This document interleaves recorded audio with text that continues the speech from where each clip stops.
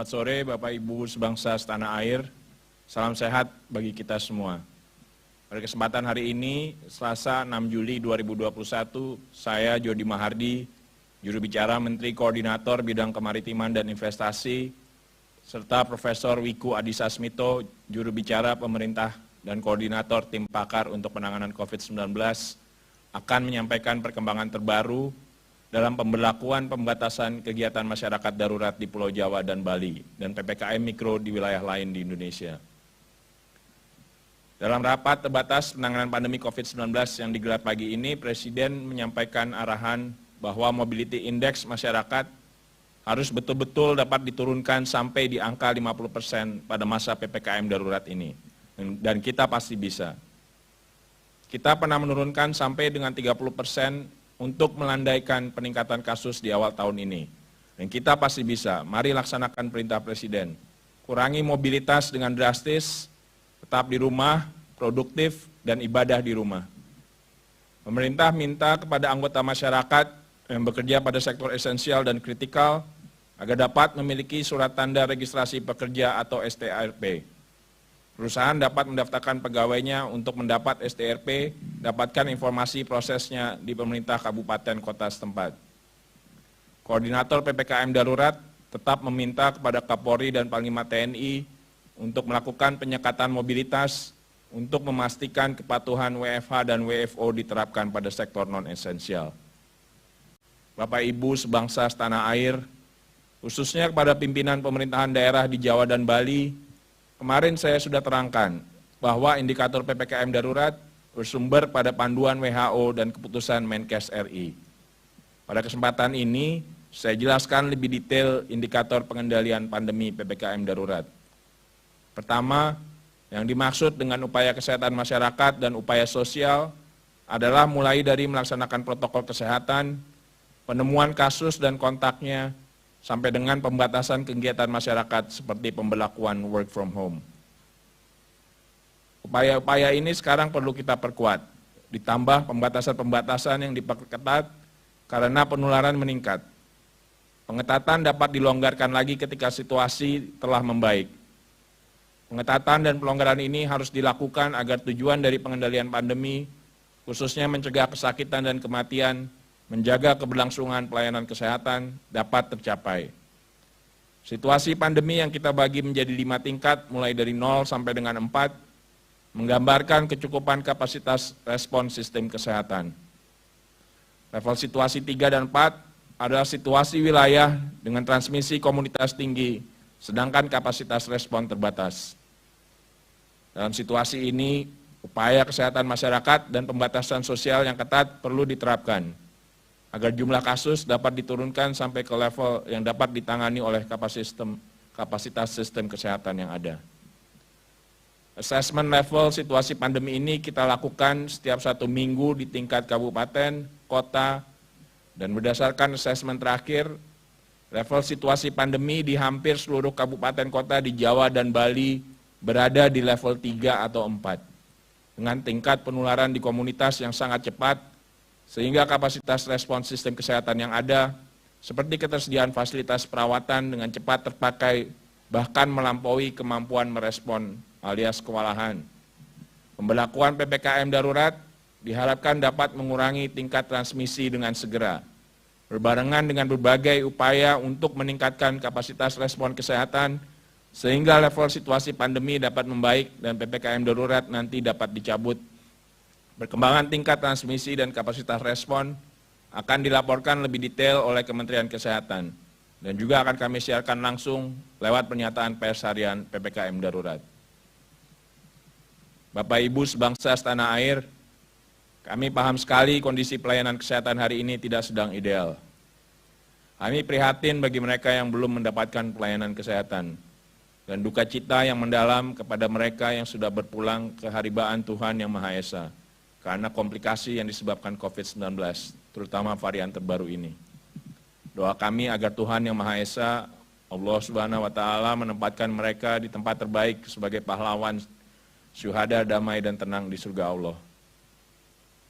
Pemerintah pusat telah meminta pemerintah daerah mempercepat konversi tempat tidur di rumah sakit. terutama di daerah di Jawa Timur, Yogyakarta, dan Bali. Saat ini baru DKI yang sudah 50% mengkonversi khusus untuk COVID-19. Pemerintah juga menyiapkan rumah sakit cadangan di Wisma Haji Pondok Gede dengan kapasitas 900 kamar dan sudah mulai dikerjakan oleh Kementerian PUPR. Pemerintah akan memastikan jumlah pasokan obat-obatan dan alat kesehatan dalam keadaan aman.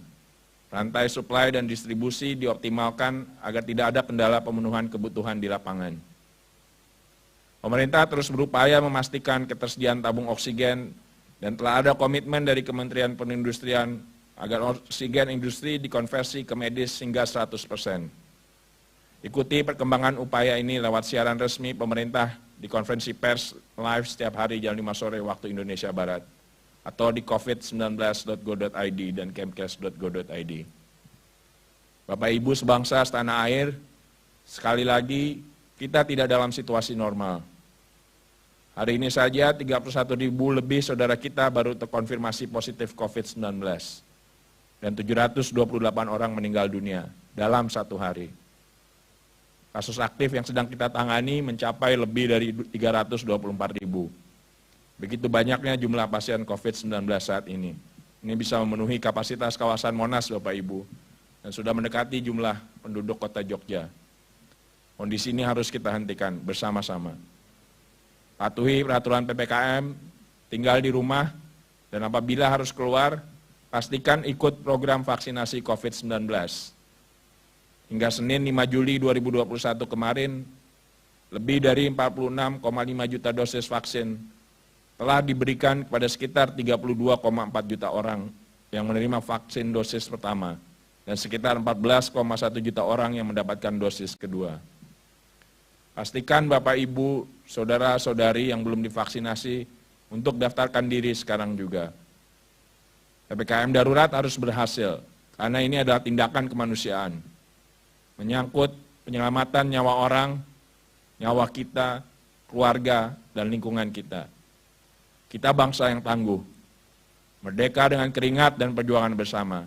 Maka yakin kita bisa lewati situasi ini. Bersama-sama tetap bersatu melawan COVID-19. Semoga Tuhan melindungi dan menyehatkan seluruh bangsa Indonesia. Sekarang saya persilakan Profesor Wiku Adhisa Smito untuk memberikan keterangan tentang perkembangan kasus nasional, kemajuan posko dan zonasi resiko, dan informasi terkini lainnya. Profesor Wiku, kami persilakan.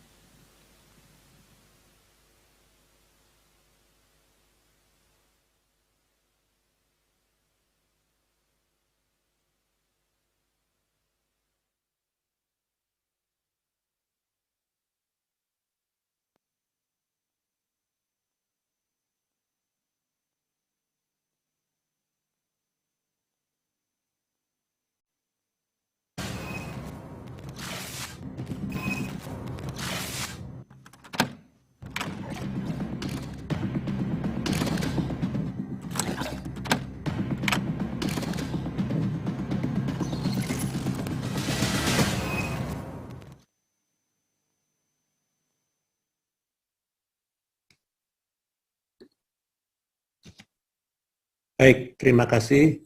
Selamat sore. Assalamualaikum warahmatullahi wabarakatuh. Salam sejahtera untuk kita semuanya. Hari ini saya akan menyampaikan perkembangan penanganan COVID-19 di tingkat nasional. Sebagai antisipasi, jumlah kasus mungkin akan mengalami kenaikan selama beberapa hari sebelum efek dari PPKM darurat dapat terlihat. Dimohon kepada seluruh lapisan masyarakat untuk menaati peraturan selama PPKM darurat, agar PPKM darurat tidak sia-sia. Dimohon juga bagi sektor swasta non-esensial untuk mematuhi peraturan dan tidak memaksakan pegawainya untuk bekerja dari kantor. Pemerintah daerah harap benar-benar melakukan penegakan PPKM darurat sesuai dengan yang tertuang dalam Instruksi Menteri Dalam Negeri Nomor 15 tahun 2021. Pemerintah memastikan obat-obatan untuk pasien COVID-19, baik yang dirawat di rumah sakit maupun yang menjalani isolasi mandiri, cukup tersedia. Oleh karena itu, saya meminta kepada masyarakat untuk tidak khawatir akan ketersediaan obat-obatan ini. Terhitung mulai hari ini, Selasa 6 Juli 2021, Kementerian Kesehatan bekerja sama dengan 11 platform telemedicine untuk menyediakan layanan konsultasi dan obat gratis bagi pasien positif COVID-19 yang isolasi mandiri. Selain itu, 11 platform telemedicine ini sudah terintegrasi dengan laboratorium tes PCR. Dengan demikian, pasien bisa melakukan tes PCR dari 11 telemedicine tersebut. Untuk tahap awal, fasilitas ini hanya berlaku untuk area Jakarta. Pertama, saya akan menyampaikan perkembangan COVID-19 di tingkat nasional. Penting diketahui, saat ini jumlah kasus aktif di Indonesia mencapai yang tertinggi, yaitu 324.597 kasus aktif. Sebelumnya, rekor tertinggi kasus aktif kita adalah sebesar 176.672 pada tanggal 5 Februari lalu. Jumlah kasus aktif yang tinggi saat ini harus segera diimbangi dengan kenaikan kesembuhan yang tinggi pula, serta fokus untuk menekan angka kematian. Kabar baiknya, per hari ini, kita mencapai penambahan kesembuhan harian tertinggi, yaitu 15.863 orang yang sembuh dalam satu hari.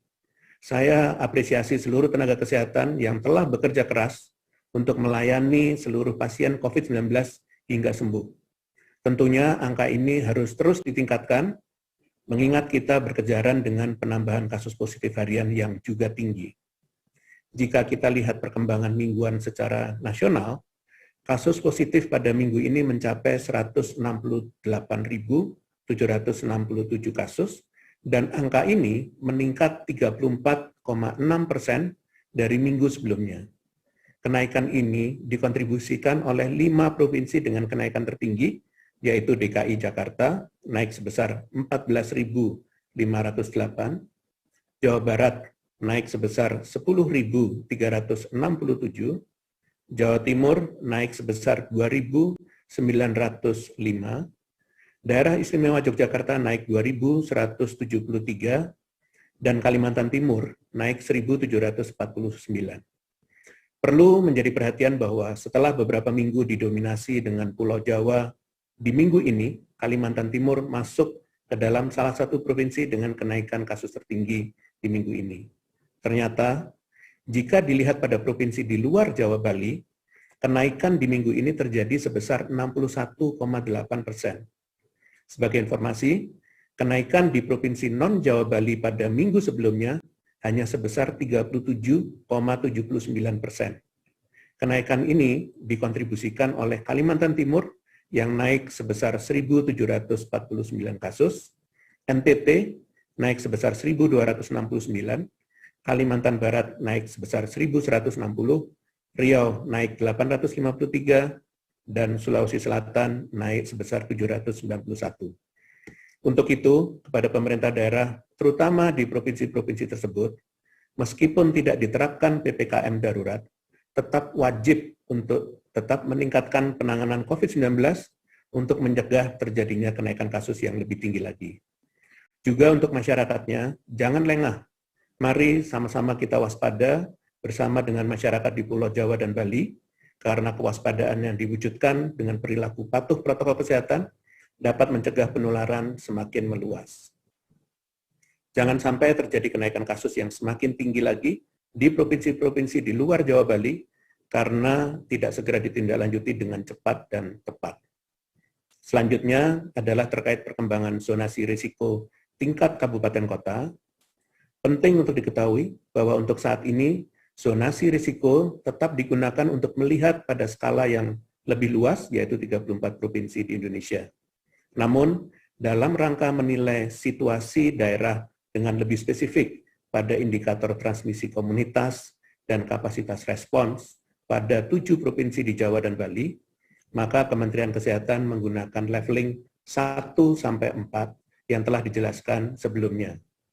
Pengkategorian daerah menggunakan pewarnaan zonasi risiko menjadi merah, oranye, kuning, dan hijau yang umumnya digunakan di tingkat global sesuai dengan konsensus internasional terkait dengan kebencanaan. Indikator yang digunakan dalam zonasi risiko ini adalah indikator epidemiologi, surveillance kesehatan masyarakat, dan pelayanan kesehatan. Di minggu ini, terdapat 96 kabupaten kota dengan zona merah, 293 kabupaten kota dengan zona oranye, 109 kabupaten kota dengan zona kuning, dan 16 kabupaten kota dengan zona hijau. Tingginya kabupaten kota di zona merah pada minggu ini didominasi oleh kabupaten kota dari Jawa dan Bali. Namun, penting diketahui bahwa dari 96 kabupaten kota tersebut, 27 diantaranya adalah kabupaten kota di luar Jawa Bali. Saya akan bacakan kabupaten kotanya ini untuk menjadi perhatian.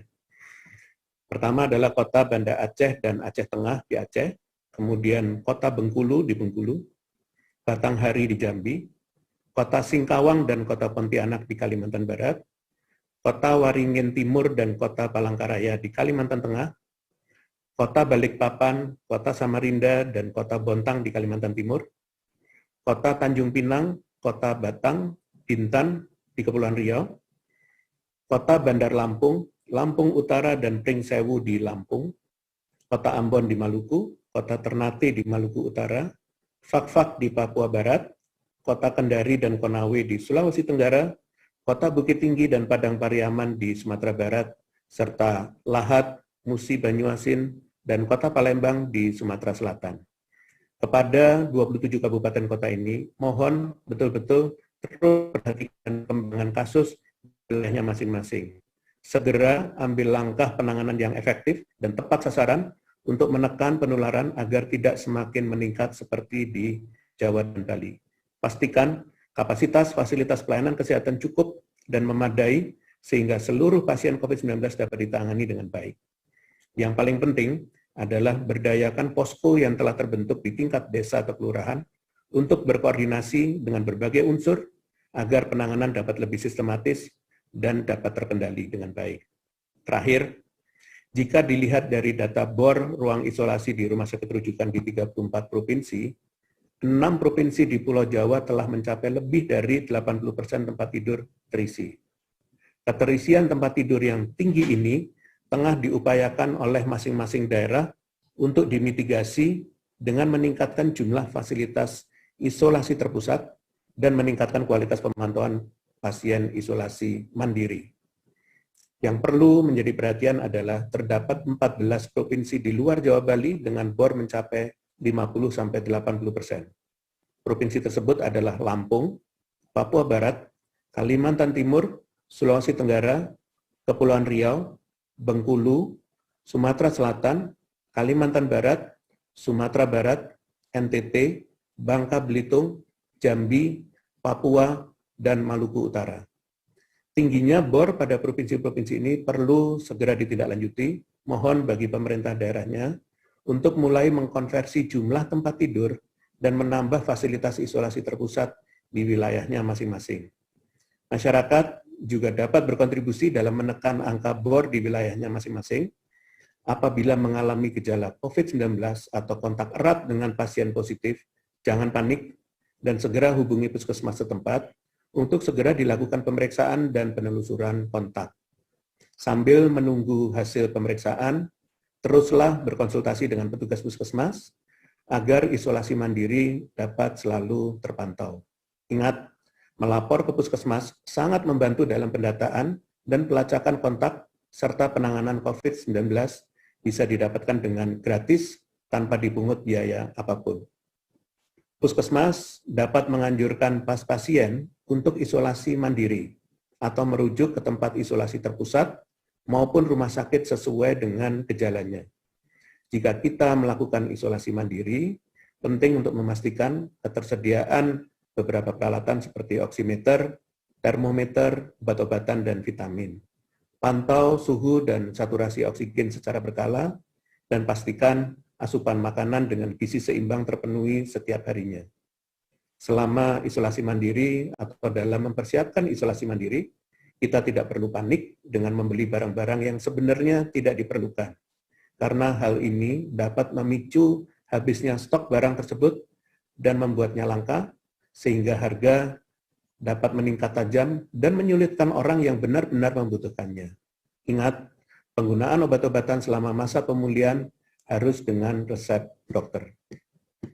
Selanjutnya, saya akan memberikan update peraturan pelaku perjalanan di dalam negeri ataupun yang hendak masuk Indonesia dari luar negeri. Sebelum saya menjelaskan, saya tekankan bahwa peraturan ini mewadahi masyarakat yang memang dalam keadaan terdesak untuk melakukan mobilitas. Jika tidak, baiknya tetap di rumah untuk menekan peluang penularan semaksimal mungkin. Bagi pelaku perjalanan dalam negeri yang hendak menggunakan moda transportasi udara, wajib menyiapkan hasil PCR maksimal 2 kali 24 jam sebelum keberangkatan. Sedangkan untuk pelaku perjalanan yang memanfaatkan transportasi dengan moda laut, penyeberangan laut, pribadi maupun umum melalui jalur darat, sepeda motor, dengan kendaraan logistik maupun kereta api antar kota, maka wajib menyiapkan dokumen hasil negatif COVID-19, baik dengan PCR maksimal 2 kali 24 jam sebelum keberangkatan, atau rapid antigen maksimal 1 kali 24 jam sebelum keberangkatan. Walaupun khusus untuk moda transportasi jalur darat bagi pribadi atau umum antar satu wilayah aglomerasi tidak diwajibkan untuk menunjukkan surat tanda negatif COVID-19, namun masyarakat perlu tetap berhati-hati karena risiko penularan ada di sekitar kita. Jangan lengah, baik saat dalam perjalanan maupun saat sesampainya di tempat tujuan.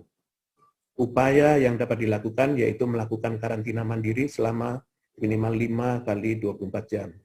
Sebagai tambahan, semenjak 3 Juli 2021, pelaku perjalanan berusia kurang dari 18 tahun wajib menunjukkan hasil negatif COVID-19 dengan menyesuaikan opsi moda yang dipilih. Sedangkan untuk pelaku perjalanan dari dan ke Pulau Jawa, terdapat dokumen prasyarat perjalanan tambahan, yaitu sertifikat vaksinasi setidaknya dosis pertama vaksin. Keputusan ini diambil menimbang sedang terjadi eskalasi kasus khususnya di Pulau Jawa Bali, sehingga perlu proteksi lebih. Lalu saya juga perlu sampaikan, peraturan terbaru terkait pelaku perjalanan dari luar negeri yang hendak masuk ke Indonesia. Hal yang berbeda dan patut menjadi perhatian bersama demi menekan importasi kasus, maka screening yang dilakukan semakin ketat dengan menambah dokumen syarat perjalanan, yaitu sertifikat vaksinasi dan perpanjangan durasi karantina wajib menjadi 8 hari. Bagi WNI yang belum sempat menerima vaksinasi sebelum kedatangan di Indonesia, akan diwadahi vaksinasi dengan skema program atau gratis setelah berhasil dinyatakan negatif melalui tes ulang PCR pertama maupun kedua. Selain itu, dihimbau bagi pendatang, baik WNI ataupun WNA, untuk melakukan karantina lanjutan selama 14 hari setelah hasil tes ulang PCR kedua keluar, demi keselamatan diri sendiri maupun orang lain. Pemerintah sangat berharap dukungan melalui kedisiplinan baik bagi aparat di lapangan maupun masyarakat untuk benar-benar menjalankan peraturan secara bertanggung jawab. Ini adalah tugas kita sebagai bangsa yang besar untuk menjaga keamanan dan keselamatan negara dan masyarakat luas. Demikian konferensi pers pada sore hari ini. Selanjutnya akan kami lanjutkan dengan sesi pertanyaan dari media. Ada pertanyaan masuk dari Saudara Hendro, berita1.com. Pertanyaannya adalah, bagaimana hasil evaluasi dalam 3 hari pelaksanaan PPKM darurat? Baik, selama beberapa hari pelaksanaan PPKM darurat, mobilitas masyarakat masih terlihat cukup tinggi. Penting untuk diketahui, tingginya mobilitas masyarakat ini perlu untuk ditekan, sehingga tingkat penularan yang terjadi juga dapat segera menurun. Oleh karena itu, saya meminta kepada masyarakat untuk dapat mematuhi ketentuan yang berlaku selama masa PPKM darurat. Jika masyarakat tidak ada kepentingan yang mendesak, maka diminta untuk dapat tinggal di rumah saja untuk meminimalisasi risiko penularan. Selain itu, bagi masyarakat yang beraktivitas di sektor esensial dan kritikal, untuk dapat memenuhi persyaratan dokumen sebelum melakukan kegiatan, seperti salah satunya surat tanda registrasi pekerja yang diberlakukan oleh pemerintah Provinsi DKI Jakarta. Selain itu, bagi sektor non-esensial, diminta untuk dapat mematuhi peraturan terkait PPKM darurat yang mewajibkan pegawainya untuk sepenuhnya work from home. Demikian konferensi pers pada sore hari ini. Terima kasih juga kepada Pak Jody yang telah menyampaikan informasi terkini terkait dengan PPKM darurat. Dengan demikian, konferensi pers saya akhiri. Terima kasih atas perhatiannya. Selamat sore. Wassalamualaikum warahmatullahi wabarakatuh.